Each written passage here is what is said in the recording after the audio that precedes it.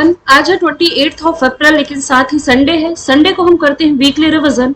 तो आज के इस क्लास में मंडे टू सैटरडे तक ऑलरेडी जो करंट अफेयर के क्वेश्चंस हम डिटेल में पढ़ चुके हैं, इसका एक क्विक रिवीजन करने वाले हैं।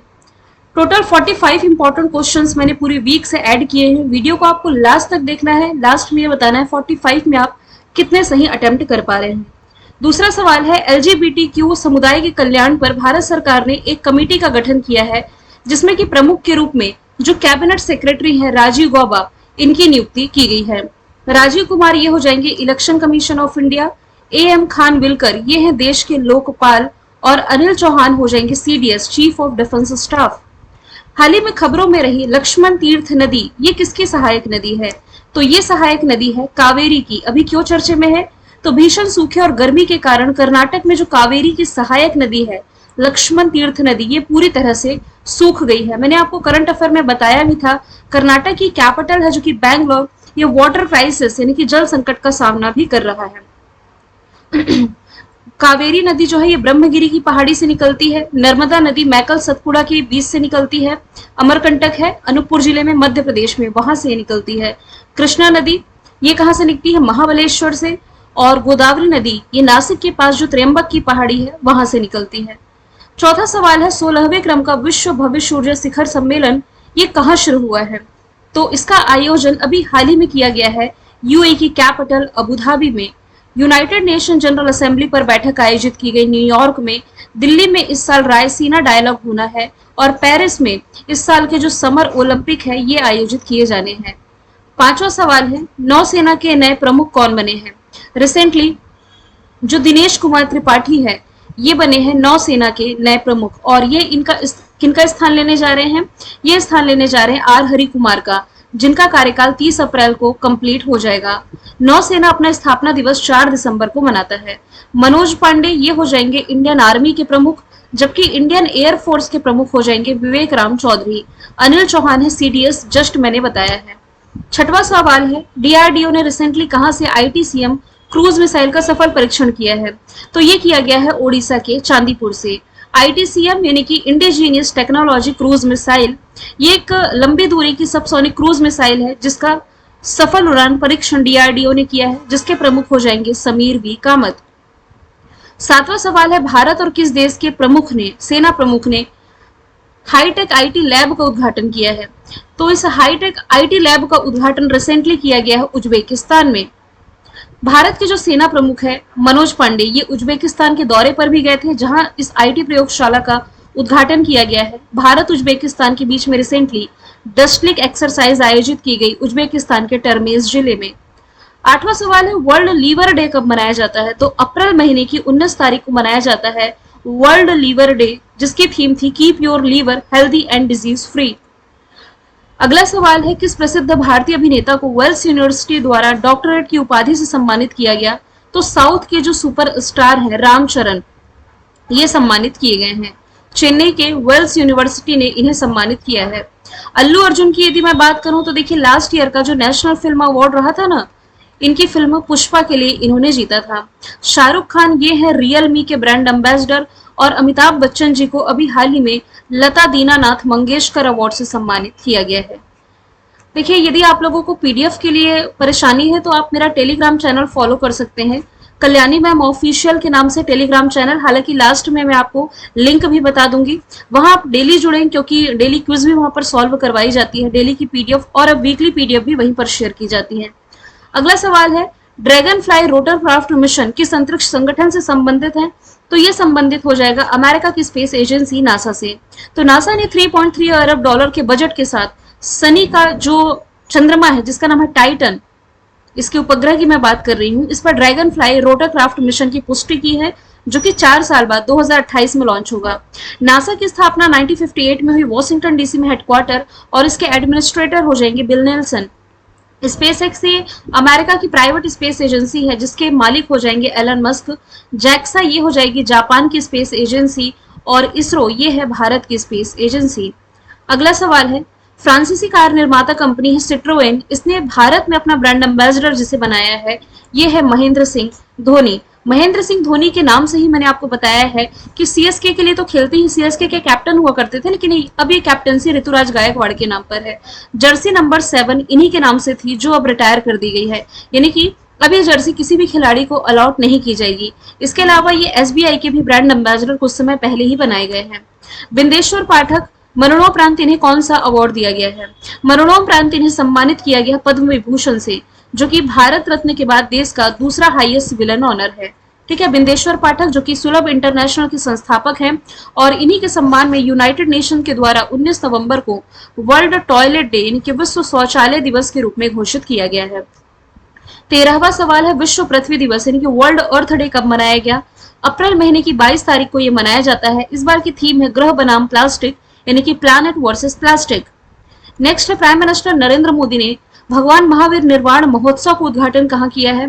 तो भगवान महावीर जयंती के शुभ अवसर पर 2550वें भगवान महानिर्वाण महोत्सव का उद्घाटन प्राइम मिनिस्टर नरेंद्र मोदी ने किया है दिल्ली के भारत मंडपम में। महावीर जी ने वर्धमान के नाम से जाना जाता था, और ये जैन धर्म के 24वें तीर्थंकर थे। पहले कौन थे? ऋषभदेव। नेक्स्ट है, किस भारतीय ग्रैंड मास्टर ने कैंडिडेट शतरंज टूर्नामेंट टाइटल जीता है? ये रिसेंटली जीता है डी गुकेश ने, और ये जीतने वाले दूसरे भारतीय बने हैं विश्वनाथन आनंद के बाद, लेकिन सबसे कम उम्र में यानी कि 17 साल की उम्र में ये टूर्नामेंट जीतने वाले ये सबसे युवा बने हैं। हाल ही में त्रिशूर पूरम फेस्टिवल कहाँ मनाया गया? त्रिशूर पूरम एक तरह का भव्य मंदिर उत्सव है जो कि मनाया जाता है केरल में।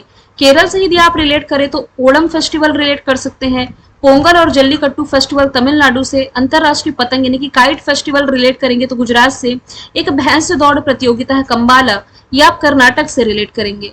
नेक्स्ट है, हाल ही में आर्टेमिस समझौते में शामिल होने वाला 39वां देश कौन बना है? तो ये बना है स्लोवेनिया, जो कि एक यूरोपियन कंट्री है, जबकि इसके पहले ही 38वां मेंबर कंट्री शामिल हुआ है स्वीडन। आपको ये भी याद रखना है कि स्वीडन जो है ये रिसेंटली नाटो यानी कि नॉर्थ अटलांटिक ट्रीटी ऑर्गेनाइजेशन में शामिल 32वां मेंबर कंट्री बना है। जो 31वां मेंबर कंट्री था वो था फिनलैंड। नेक्स्ट है, रिसेंटली भारत पे ने अपना नया सीईओ किसे बनाया है? तो ये बन गया है नलिन नेगी। बात की जाए यदि भारत पे की तो अश्नीर ग्रोवर शाश्वत नकरानी ने 2018 में इसकी स्थापना की। दिल्ली में इसका मुख्यालय हो जाएगा। जो बीवीआर सुब्रमण्यम है ये नीति आयोग के सीईओ, आरबीआई के गवर्नर है शक्तिकांत दास, जबकि यूट्यूब के जो सीईओ है ये हो जाएंगे भारतीय मूल के नील मोहन। नेक्स्ट है, हाल ही में भारत ने पहली बार किस देश को ब्रह्मोस मिसाइल निर्यात किया है? तो ये जो ब्रह्मोस मिसाइल है रिसेंटली भारत के द्वारा ये भेजा गया है पड़ोसी फिलीपींस को। फिलीपींस जिसकी कैपिटल मनीला, करेंसी फिलिपीनी पेसो है, और मनीला में ही आप एडीबी यानी कि एशियन डेवलपमेंट बैंक का मुख्यालय पढ़ते हैं। ब्रह्मोस मिसाइल का नाम भारत की ब्रह्मपुत्र नदी और रशिया की जो मॉस्कोवा नदी है इसके नाम पर पड़ा है। नेक्स्ट है, इसरो के प्रमुख एस सोमनाथ ने कहां पर अंतरिक्ष सुरक्षा के लिए दिंगतारा मुख्यालय ओपन किया है? तो ये ओपन किया गया है कर्नाटक की राजधानी बैंगलोर में। दिंगतारा के जो सीईओ है ये हो जाएंगे अनिरुद्ध शर्मा। नेक्स्ट है, किस राज्य में अद्वितीय लौह युग के महापाषाण स्थल की खोज की गई है? तो ये की गई है तेलंगाना में। तेलंगाना के बंडाला गांव के पास ओरागुट्टा में ये पाया गया है। ये वही तेलंगाना है जहां दुनिया का पहला 3D प्रिंटेड टेम्पल स्थापित किया गया है, जबकि पहला 3D प्रिंटेड मस्जिद पूछा जाता तो उसका आंसर था सऊदी अरब। नेक्स्ट है, धनलक्ष्मी बैंक ने अपना एमडी सीईओ यानी मैनेजिंग डायरेक्टर बस है यहाँ पर जिसे बनाया है, इनका नाम है अजीत कुमार के। अगले 3 साल के लिए इनकी नियुक्ति है। धनलक्ष्मी बैंक की स्थापना 1927 में की गई, त्रिशूर केरल में हेडक्वार्टर इसका हो जाएगा। अतुल कुमार गोयल है पंजाब नेशनल बैंक के एमडी सीईओ। एसबीआई के चेयरमैन है दिनेश कुमार खारा, और आईसीआईसीआई बैंक के एमडी सीईओ हो जाएंगे संदीप कुमार बख्शी। नेक्स्ट है, hockey India Asunta Lakra award किसने जीता है? तो असुंता लाकड़ा जो है ये झारखंड की प्रसिद्ध हॉकी प्लेयर रही और भारतीय महिला हॉकी टीम की कैप्टन भी रह चुकी हैं। इन्हीं के नाम से जो अवार्ड दिया जाता है दीपिका सोरेंग इसकी विजेता रही है। जबकि हॉकी इंडिया ने सर्वश्रेष्ठ खिलाड़ी जो है मेल कैटेगरी में चुना है अशोक कुमार को, माफ कीजिएगा हार्दिक सिंह को player of the year. Female category में सलीमा टेटी, अशोक कुमार है जो ये लाइफ टाइम अचीवमेंट अवार्ड के विजेता है। हॉकी इंडिया की स्थापना 2009 में की गई, दिल्ली में हेडक्वार्टर है। दिलीप तरकी वर्तमान में अध्यक्ष है। नेक्स्ट है, ओपन एआई ने भारत में अपना पहला कर्मचारी किसे नियुक्त किया है? तो ये बनी है प्रज्ञा मिश्रा। ऑप्शन नंबर डी इसका राइट आंसर है। ओपन एआई के जो सीईओ है ये है सैम अल्टमैन। आपको याद होगा टाइम मैगजीन ने इन्हीं सैम अल्टमैन को अभी recently CEO of the year भी चुना था। सुंदर पिचई भारतीय मूल के हैं, ये हो जाएंगे गूगल के सीईओ। नील मोहन जस्ट मैंने बताया ये यूट्यूब के सीईओ, जबकि माइक्रोसॉफ्ट के जो चेयरमैन है ये हो जाएंगे सत्या नडेला। नेक्स्ट है, किसने world press photo of the year 2024 का अवार्ड जीता है? तो ये रिसेंटली जीत लिया है मोहम्मद सलेम ने। गाजा पट्टी में एक महिला अपनी 5 वर्षीय भतीजी की जो डेड बॉडी है इसे गोद में लिए हुए दिखाई दे रही थी। ये अक्टूबर 2023 में यानी कि लास्ट ईयर ही गाजा के खान यूनिस में ली गई तस्वीर थी, जिसके लिए इन्हें अवार्ड मिला है। प्रिजर पुरस्कार 2024 का जीता है जापान के रिकेन यामामोटो ने। प्रभा वर्मा ने सरस्वती सम्मान जीता है 2024 का, जबकि एम कृष्णा है, इन्होंने संगीता कलानिधि अवार्ड जीता है 2024 का। ये रिसेंटली दिए गए अवार्ड है, कनेक्ट करके आप याद रख सकते हैं। नेक्स्ट है, हाल ही में एनएफएल यानी कि नेशनल फर्टिलाइजर लिमिटेड को किस प्रकार के पब्लिक सेक्टर यूनिट का दर्जा मिला है? इसे रिसेंटली नवरत्न कंपनीज में शामिल किया गया है। एनएफएल की स्थापना 1974 में की गई, नोएडा में हेडक्वार्टर है, अध्यक्ष इसके यू सरावनन हो जाएंगे। नेक्स्ट है, आईएमएफ ने वित्तीय वर्ष 2024-25 के लिए भारत की जीडीपी कितने प्रतिशत फोरकास्ट की है? तो अकॉर्डिंग टू आईएमएफ भारत की जीडीपी इस साल के लिए रहेगी 6.8%। आईएमएफ का फॉर्मेशन ईयर है 1945, वॉशिंगटन डीसी में हेडक्वार्टर, क्रिस्टलिना जॉर्जिवा अध्यक्ष है, डिप्टी एमडी इसकी हो जाएंगी गीता गोपीनाथ। नेक्स्ट है एएमयू यानी कि अलीगढ़ मुस्लिम यूनिवर्सिटी की पहली महिला जो चांसलर बनी है, इनका नाम है नईमा खातून। अलीगढ़ मुस्लिम यूनिवर्सिटी की स्थापना 1920 में सर सैयद अहमद खान के द्वारा की गई थी। दिल्ली स्पोर्ट्स यूनिवर्सिटी की पहली महिला चांसलर कर्णम मल्लेश्वरी हैं। बैडमिंटन वर्ल्ड फेडरेशन के एथलीट पैनल में शामिल की गई थी पीवी सिंधु। रेलवे बोर्ड के इतिहास की जो पहली महिला अध्यक्ष है ये हो जाएंगी जया वर्मा सिन्हा। अप्रैल 2024 में एएसआई का आर्यभट्ट पुरस्कार किसे मिला है? एएसआई यानी कि एरोनॉटिकल सोसाइटी ऑफ इंडिया का ये जो अवार्ड है ये जीता है पी सुब्बा राव ने, और बाकी के 3 ऑप्शन में डिस्कस कर चुकी हूँ। पी सुब्बा राव ये अनंत टेक्नोलॉजीज के सीईओ और चेयरमैन है, और इन्होंने 1992 में अनंत टेक्नोलॉजी लिमिटेड की स्थापना की थी। अप्रैल 2024 में सेम्पोन जनजाति ने कहां पर इतिहास में पहली बार जो चुनाव है इसमें वोटिंग की है? तो अंडमान निकोबार में। देखिए अंडमान निकोबार में ना लास्ट ईयर 65.9% की वोटिंग हुई थी। इस बार ये रेशियो घटा है, 63.99% लोगों ने वोटिंग की है। तो अंडमान निकोबार से आप ये रिलेट कर सकते हैं।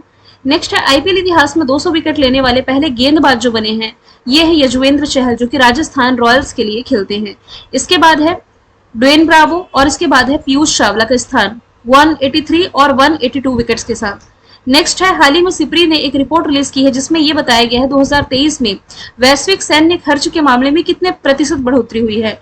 तो ये बढ़ोतरी हुई है 6.8% की। इसमें यह भी बताया गया है कि दुनिया में सबसे अधिक सेनाओं पर पैसा खर्च करने वाला देश अमेरिका है, दूसरे स्थान पर चाइना, रशिया, और चौथे स्थान पर इसमें हो जाएगा भारत।